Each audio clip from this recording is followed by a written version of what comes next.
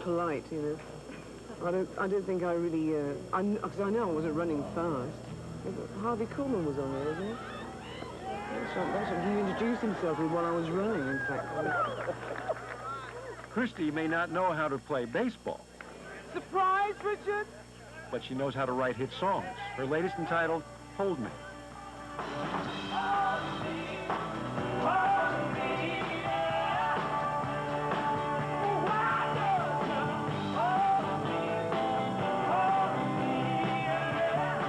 For nearly a decade, Fleetwood Mac has been able to hold on to the fame and fortune, despite being held up to the light at each step of its career. And the speculation about the band has not stopped yet.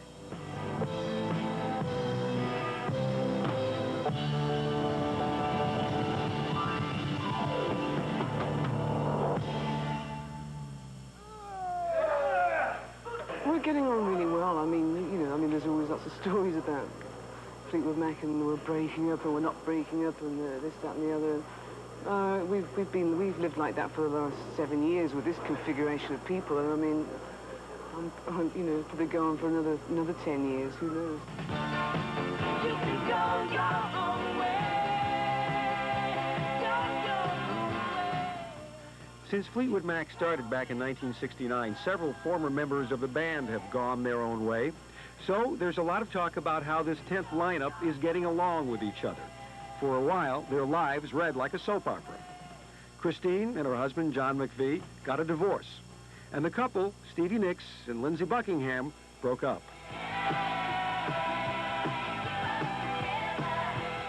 But the Fleetwood Mac chain hasn't broken yet.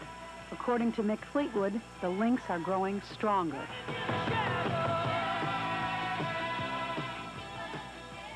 I think a real respect out of the amount of hard work that we've all done within the framework of Fleetwood Mac. I think it's really respecting that, and you know, basically we all like each other. You know. I just feel very lucky to be doing something that I enjoy doing, to be able to have a livelihood which is creative and which is one that other people get enjoyment from, as well as the people who are doing the creating. I think when the big time really came to Fleetwood Mac, we were all like over 30, and I don't think this really changed us very much at all. It hasn't changed me, I don't think. There's no denying that Fleetwood Mac enjoys the extras that go with being a rock star, like the individual electric golf carts used to take them to the US Festival stage. But more importantly, they seem to truly enjoy what they're doing, and the audience obviously doesn't mind either.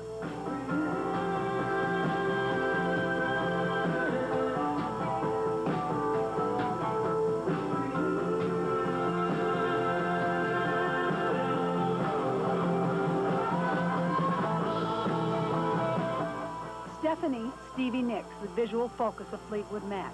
Rhiannon herself couldn't have conjured up a more bewitching soul. But it's said that until this song became a hit, Stevie had thought of quitting the band. Critics had called her singing callow, her voice raucous, and she had taken it to heart. Well, they don't call her that anymore.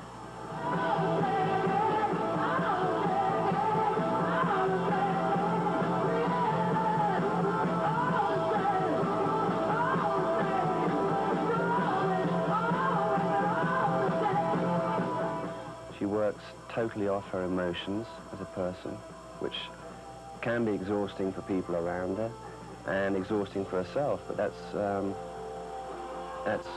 the attraction.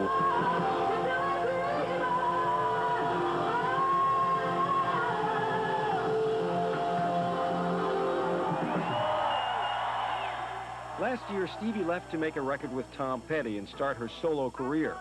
The rumor mill predicted the end of her days with Fleetwood Mac. Not so, according to Stevie. She can do both.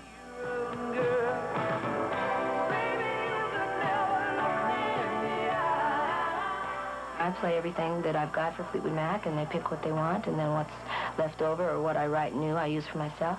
It's not, you know, everything I have is available to them. And then I just write more things, you know. Camera's ready. Turn over. Playback. One of her songs the group didn't pass up is Fleetwood Mac's newest single, Gypsy. Stevie sings it, Stevie acts it out on the video, and she says she's lived it. There I was through the gypsy. That I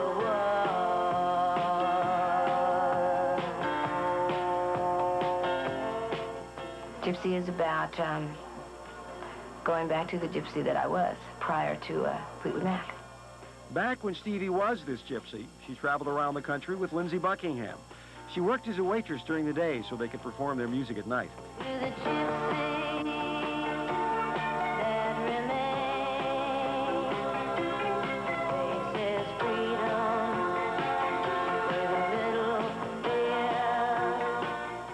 They were asked to join Fleetwood Mac in 1975. 2 years later, they were the top band in the country. Insiders credit Lindsey's growing musical leadership. He's produced their new album, and he also took some time off last year to go solo. Speaking for myself, and I know certainly for Stevie and for Mick, to do solo albums has really just created a safety valve in a way. I mean, you got to understand, working with the same 5 people for 7 years, I mean, there's a lot of pressure, and finding yourself in the same microcosm all the time, I mean, it tends to make you a little bit crazy. And after a while, you look for ways to divert some of that energy that you can't channel specifically into Fleetwood Mac.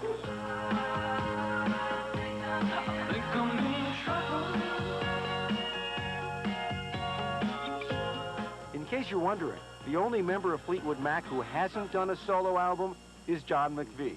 He'd rather go sailing. Otherwise, he'd just as soon go on tour. We get on the road and you're cocooned. You don't have to deal with like paying the electrician's bill, paying this, but you just wafted from show to show. You know? It's wonderful. Basically, without the music, we're just a bunch of people that go home and, you know, read papers and do all the normal things, really. Mick Fleetwood's own solo project proved the most ambitious of them all.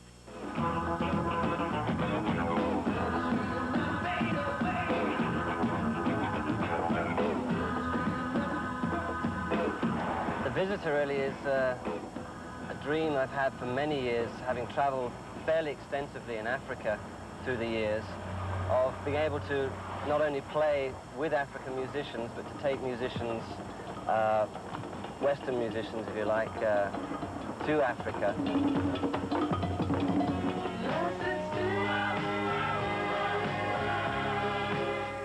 When Mick and the other musicians and the roadies aren't in Africa, they must be out practicing softball. I don't know how they did it, but Fleetwood Mac ended up beating us 23-3.